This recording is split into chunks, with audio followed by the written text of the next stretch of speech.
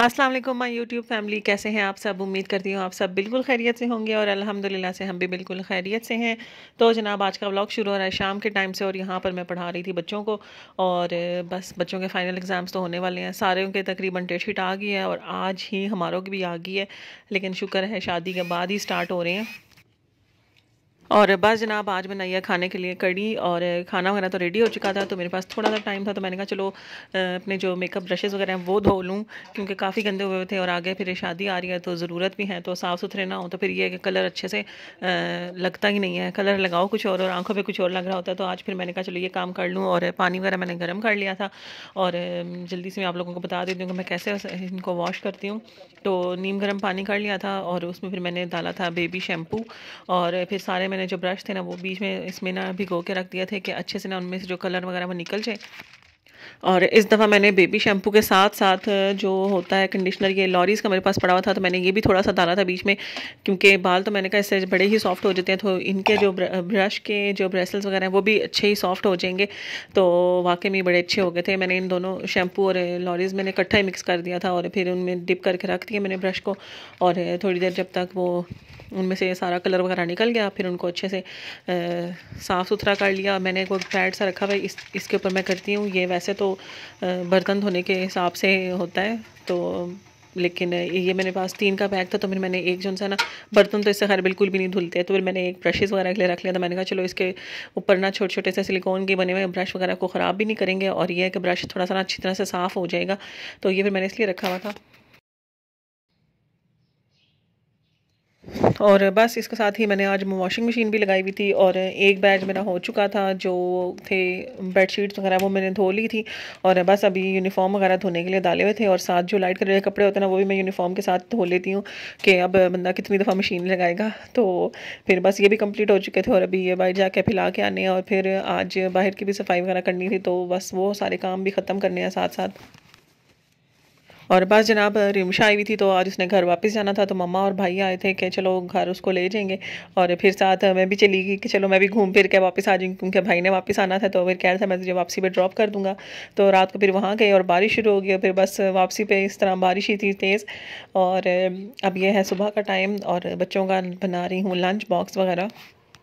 और lunch box में आजकल बच्चों को पैन केक्स ही दे रही हूँ, क्योंकि उसके अलावा अगर कुछ दो तो वो वापस लेके आ रही हैं। और फिर ये है कि पैन केक वगैरह चलो शौक से खा लेते हैं और इजीली बन भी जाते हैं, तो फिर मैंने कहा चलो वही चीज़ दूँ जो आजकल खा रहे हैं। तो बस हर दूसरे दिन पैन केक्स ही बन रहे होते हैं। और यहाँ पर पैन केक में मैं फिर चॉकलेट चिप्स डाल देती हूँ, क्योंकि पहले तो मैं ऊपर चॉकलेट लगा के देती थी लेकिन वो बहुत लंबा चौड़ा काम हो जाता है और चॉकलेट मैंने लेकर आना भी बंद कर दिया है। तो यहाँ पर चॉकलेट चिप्स जो है ना पैन केक में डाल दो तो उससे भी बड़ा अच्छा टेस्ट हो जाता है और बच्चे वो तो बहुत ही ज़्यादा शौक से खाते हैं। और आज जनाब घर में नाश्ते के लिए मैंने बनाया था कीमे वाले पराठे, कीमा पड़ा हुआ था बना हुआ, तो बस कीमे वाले पराठे बना लिए और साथ चाय। और क्योंकि मौसम आजकल ज़रा बारिशों की वजह से फिर ठंडा हुआ था तो फिर इस तरह की चीज़ें ज़्यादा मज़े की लगती हैं। अगला फ्राइडे आ चुका है और ये कल रात को ही सूखे हैं, क्योंकि उस दिन बारिश, संडे को बारिश हो गई थी और ये बारिश में ही फैले रह गए थे।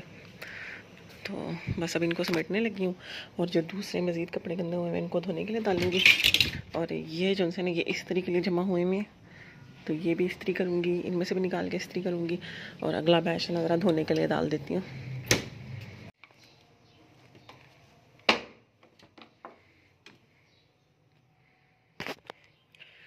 ये मैंने ब्रश भी धोने के लिए डालनी है आज और सर्फ डाल चुकी हूँ।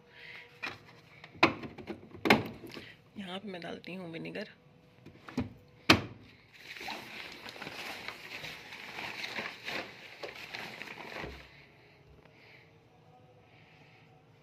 और बस मशीन पे टाइमर वगैरह सेट कर दिया है और अब ये जो कपड़े हैं इनको अलग अलग कर रही हूँ, क्योंकि जो इनर वेयर्स होते हैं हाईनेक्स वगैरह और इस रंग टाइट्स वगैरह वो तो इस्त्री नहीं करती, तो वो फिर अलग कर रही हूँ कि बच्चे फिर वो ना अपनी फ़ोल्ड करके अपने अपने जगह पे रख लेंगे आराम से। और जो इस्त्री करने वाले हैं वो अलग कर रही हूँ ताकि फटाफट से इस्त्री करके ना ख़त्म करूँ। आज ये काम काफ़ी टाइम से इस्त्री वाला काम जो है ना वो लटकी जा रहा था और अच्छे खासे कपड़े जमा हो गए थे इस्त्री करने वाले भी, तो फिर आज हिम्मत करके ये सारे ख़त्म किए कि ना अब जो नए धुल रहे हैं ना वो साथ साथ इस्त्री करती जाऊँ और आगे फिर शादी के जो कपड़े हैं वो भी सारे इस्त्री करके रखने हैं। बल्कि जब मैं कपड़े इस्त्री कर रही थी और बीच में इस्त्री फिर से बंद हो गई और मैंने कहा शायद इस्त्री ख़राब होगी, अब मैं क्या करूँगी और एकदम से ठीक भी कैसे करवाऊँगी, क्योंकि अब आगे शादी आ रही है तो अब तो ये इस्त्री बहुत ही ज़रूरी है। तो क्योंकि जो काम वगैरह वाले कपड़े इस तरह के होते हैं ना वो भी इससे बड़े अच्छे स्टीम आयरन से हो जाते हैं। और ये है कि इससे ना मेरे से कपड़े जलते नहीं है, वरना तो मेरे हर दूसरे दिन ना कोई कपड़ा जला हुआ होता था। हाशिर की बर्थडे तो हर कल थी, लेकिन सेलिब्रेशन आज हो रही है तो केक बनाने की तैयारी कर रही हूँ। और बस जनाब आज मैं बना रही हूँ केक, क्योंकि कल थी हाशिर की बर्थडे। तो आज फिर फ्राइडे है तो हम लोग सेलिब्रेशन वगैरह कुछ करनी हो तो फ्राइडे को ही करते हैं। तो काफ़ी टाइम हो गया वैसे भी केक नहीं बनाया, तो आज मैंने कहा बना ही लूँ। और एक नए तरीके से चॉकलेट केक या ब्राउनी टाइप समझ लें कि नई रेसिपी को ट्राई कर रही हूँ। और अगर तो अच्छी बनी तो फिर इंशाल्लाह नेक्स्ट टाइम जब बनाऊँगी ना फिर आप लोगों के साथ शेयर करूँगी। और अभी नहीं कर रही कि पता नहीं बनेगी कैसे। तो बस अभी मैं फटाफट से ये शुरू करूं, क्योंकि जुम्मे का वैसे ही टाइम कम होता है और इसके बाद फिर और भी काम है। और अभी खाने वगैरह का डिसाइड नहीं किया कि क्या बनाना है।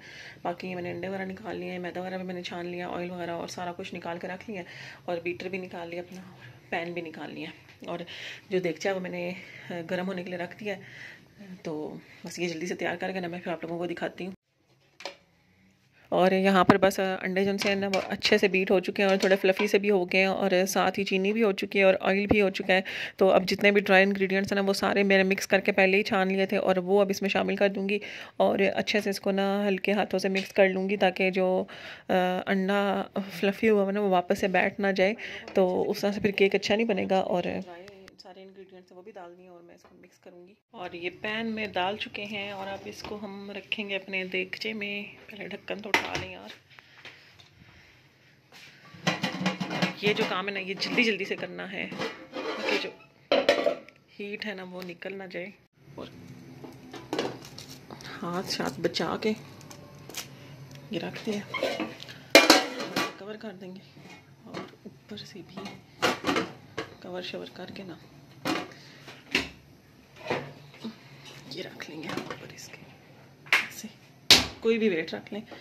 और आंच देख लें कितनी सी होगी और 30 मिनट्स का पहले मैं टाइम देखूंगी और 30 मिनट्स के बाद फिर दोबारा से चेक कर लूँगी इसको मैं। और ये जनाब ये ऊपर जो ग्लेजिंग वगैरह करनी होती है उसके लिए बस कोको पाउडर, मिल्क और शुगर मैंने ले ली थी और इसको अच्छे से बीट कर लूँगी ताकि कोको पाउडर के लम्स वगैरह ना बने। और जैसे ही कोको पाउडर और ये चीज़ें आपस में मिक्स हो जाएंगी तो फिर मैंने इसमें चॉकलेट डाल दी थी, जो कुकिंग चॉकलेट होती है, और उसको भी मेल्ट कर लूँगी और ये अच्छी सी ग्लेजिंग बन जाएगी। और बस 30 मिनट्स के बाद मैंने जब केक को चेक किया था तो उसमें थोड़ी सी कसर बाकी थी, तो फिर मैंने मज़ीद 10 मिनट्स और वेट किया और अब 10 मिनट्स के बाद दोबारा चेक कर रही हूँ तो अब केक बिल्कुल अच्छी तरह से पक चुका है। तो बस अब चूल्हा बंद कर दूँगी और इसको रख दूँगी इस तरह थोड़ा सा ठंडा होने के लिए और फिर इसको पैन में से निकाल लेंगे आराम से।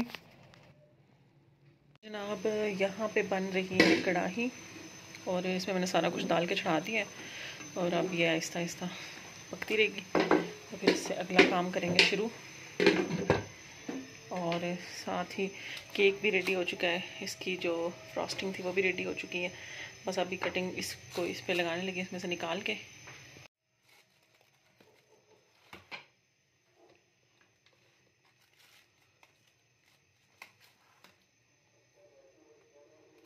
और बस जनाब केक ठंडा हो चुका है तो बस इसको पैन में से अब निकाल लेंगे और इसके ऊपर जो भी हमने वो फ्रॉस्टिंग वगैरह ग्लेजिंग बनाई थी वो लगाएंगे। और अच्छा से सॉफ्ट सा केक बना और कितना मज़े का लग रहा है, तो टेस्ट में बड़ा अच्छा था और सबको काफ़ी पसंद आया था। तो इंशाल्लाह जब नेक्स्ट टाइम बनाऊँगा फिर ज़रूर रेसिपी कंप्लीट शेयर करूँगी आप लोगों के साथ, क्योंकि ये मैंने नई रेसिपी बनाई थी तो मुझे था कि पता नहीं अच्छा बनेगा या नहीं बनेगा। लेकिन ग्लेजिंग जो सी मैंने ये बनाई है ना इसमें ये हो गया कि मैंने इसको दोबारा से जब गर्म किया तो ये ज़रा मेरे ख्याल में शायद ओवर कुक हो गई है, तो इसलिए ये केक के ऊपर से तो उतर रही थी लेकिन प्लेट के साथ और हाथों के साथ चिपक रही थी। तो अब मैंने सोचा कि नेक्स्ट टाइम जब केक रेडी हो जाएगा तब ही बनाऊंगी, क्योंकि जब ठंडी हो गई थी तो फिर ये बिल्कुल एक जगह पे रुक ही गई थी।